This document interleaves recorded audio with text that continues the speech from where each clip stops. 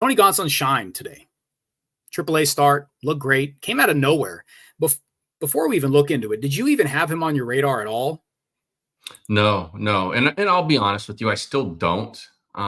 He's not going to be in the rotation. He would be a bullpen piece if something does happen. Um, I would not count on it, but it's very promising so far. Like because he's going to factor in next year. I mean, imagine. Let's just play a little fantasy baseball Yeah, here, and let's say okay, Glasnow, Yamamoto, Otani. Let's say they can sign Flaherty. That's four guys. And now there's a fight for that fifth spot. And you got guys like Gavin Stone and Landon Knack and Tony Gonsolin. And, who knows what happens with Kershaw? Who knows what happens with Bueller? Who knows where Bobby Miller fits into all of it, right? Like you have a huge battle for maybe that fifth spot. And that's great. And if Gonsolin is the guy who wins it, then more power to him.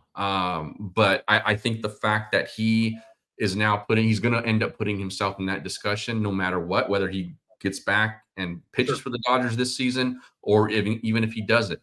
I think what you're going to see now, and let's say, he'll make, maybe a handful of starts or so. It's gonna be us talking about, throwing his name into that discussion in the wintertime. And I think that's a huge positive because the guy's been an all-star before. He's a good pitcher. So I like it. Again, I would be surprised if we see him with the Dodgers at all in Mhm. any capacity. But the fact that he's back out there now, very promising. I like it. Yeah, definitely. I mean, for me, it came out of nowhere. I mean, I'm so in tune with, a lot of prospect stuff. I would lean on Blake and Matt a lot for rehab guys, guys making debuts in AAA, stuff like that, how those things are going. And I kind of, Blake would have kept me in tune there. But, Tony Gonsolin tonight goes 2 innings, throws 32 pitches, 75% strike rate, 5 whiffs, 3 punch, just allows 2 hits, scoreless. So no Yeah. walks. He's pounding. I mean, he's going out there four seam. Let's see, four seam cutter. His patented changeup, mixing a curve, and then tosses a sinker. But velocity readings look good.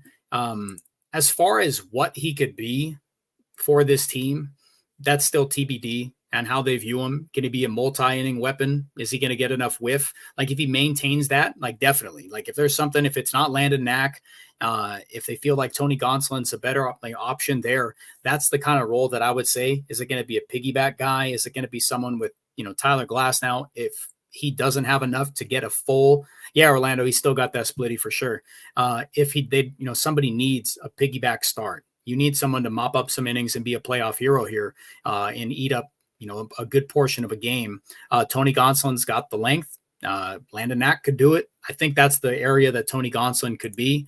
But chat, if we get into a spot where Tony Gonsolin's in like starter conversations and stuff like that, then we're talking bad times. So I Yeah. would just aim and expect for, not mop up, but long relief and maybe a multi-inning weapon if he even has an opportunity to make the postseason roster. You agree on that, man?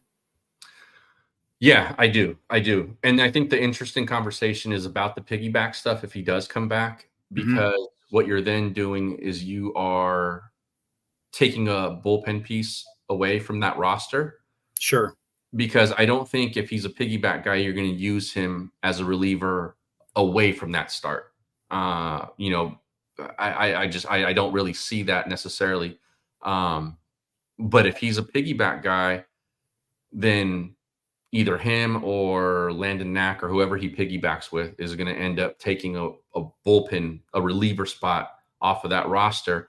And you got to weigh the good and the bad there Yeah. because, whose spot is he taking? Do they really need that? Because you're looking at those bullpen guys and you're going to use them, for the most part, you're going to use every guy you have there. You want And everybody, you want everything ready to go. You want no yeah, wasted roster pieces, and I fully exactly. agree with that.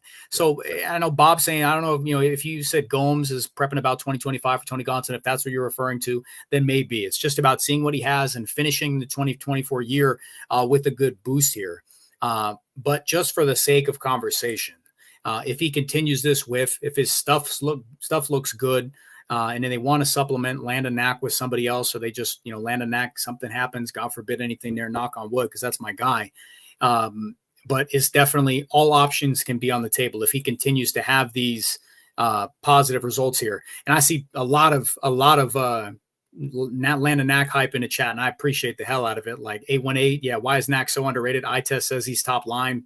People saying that he's going to start game 4, just let him do it. I see Hep doing that. He's shown enough right now for me. I said on Dodgers territory that he was an arm that could come up and be a difference maker just from his role. I'm not saying he's going to be incredible, but just from his role, he's going to be a difference maker. Comes up, has a good start, so keep an eye on that. I liken the role that he could play to Landon Knack, long guy, but I honestly think Landon Knack could start a game. And the second portion of this is Tyler Glasnow tosses his second bullpen session with the sim game lined up later this week. All reports that he could possibly, I know Matt talked to me, Matt Moreno, gentleman and a scholar, told me that with all things click right there, that he could bypass a rehab outing. I believe, correct me if I'm wrong, Matt, that he could bypass a rehab outing altogether and come straight back up to the big leagues. You okay with that? Yeah, I'm fine with it. I think what that means on all fronts, his side and the team side, is that they think he's fine, if that's the 100%. Case. And what it also says is that the ramp up is going to be quick for him. They see him as not having to wait too long to get built up to where he's going to need to be. And also, like, they want his bullets being used at the big league level immediately. I like that. It's what they did with Mookie. I'm for it because I think having covered baseball for a long time. Yeah. When that happens, they're saying, like, as long as he's feeling good the next day after these sessions, sure, he's ready. And that's how they're looking at it. And the fact that you're telling me that Tyler Glasnow, who was at one point the undisputed number 1 of this rotation this season, is ready to go, let's ride. Because like I said earlier, you give me Flaherty, you give me Yamamoto, and you give me Glasnow, and then we're going to pick a 4th guy. That's as good as the Dodgers have had in a long time. Yeah.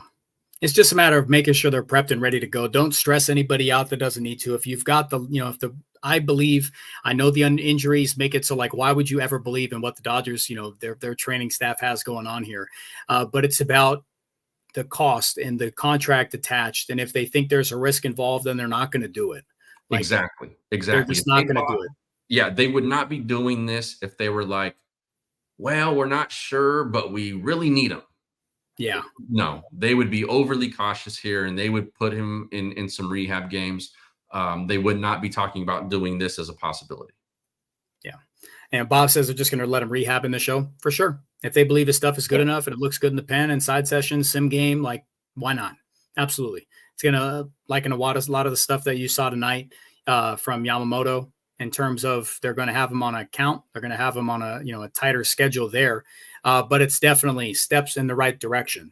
This is opposite of what the Dodgers have had, and fans like take a side. Like, even if something else, there's a hiccup anywhere, God forbid, this is a polar opposite of the news that we've dealt with in recent years about injuries.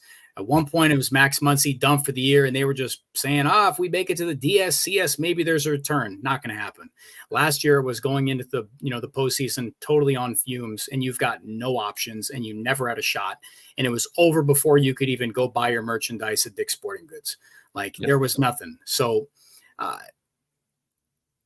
I'm excited about it. I'd be hard pressed to find anybody that's not having a positive view on good injury news coming about. Tyler Glasnow here, Yamamoto tonight.